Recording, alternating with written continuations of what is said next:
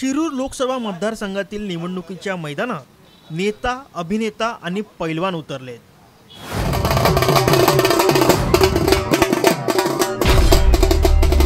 वंचित बहुजन आघाडीकडून पैलवान मंगलदास बांदल यांना शिरूर लोकसभेची उमेदवारी देण्यात आली आहे।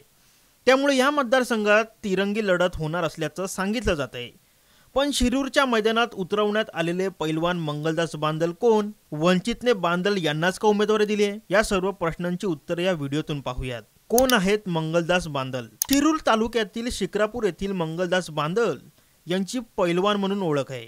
मंगलदास बांदल हे पुणे जिल्हा परिषदेचे आरोग्य आणि बांधकाम विभागाचे माजी सभापती आहेत। 50 कोटी रुपयांच्या खंडणी प्रकरणी त्यांना 2020 मध्ये निलंबित करण्यात आलं होतं।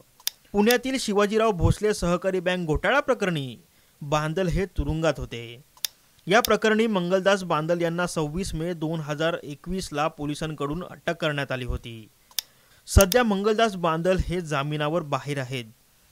बांदल यांच्यावर वारंवार पक्ष बदलाचे आरोप करण्यात आले। काही दिवसांपूर्वी बांदल यांनी शरद पवार आणि वसंत मोरे यांची भेट घेतली होती। आता बांदल यांनी पुन्हा एकदा राजकारणात एंट्री घेतली असून वंचितने त्यांना उमेदवारी जाहीर केली आहे। त्यामुळे शिरूरमध्ये आढळराव पाटील, अमोल कोल्हे आणि मंगलदास बांदल यांच्यात तिहेरी लढत होणार आहे। ब्युरो रिपोर्ट, साम टीव्ही न्यूज। देश विदेशातील प्रत्येक घडामोडींचे लाईव्ह अपडेट मिळवण्यासाठी आता साम टीव्हीच्या सर्व सोशल मीडिया प्लॅटफॉर्मला लाईक, फॉलो आणि सबस्क्राइब करा। तसंच सर्व नोटिफिकेशनसाठी बेल आयकॉन प्रेस करायला विसरू नका।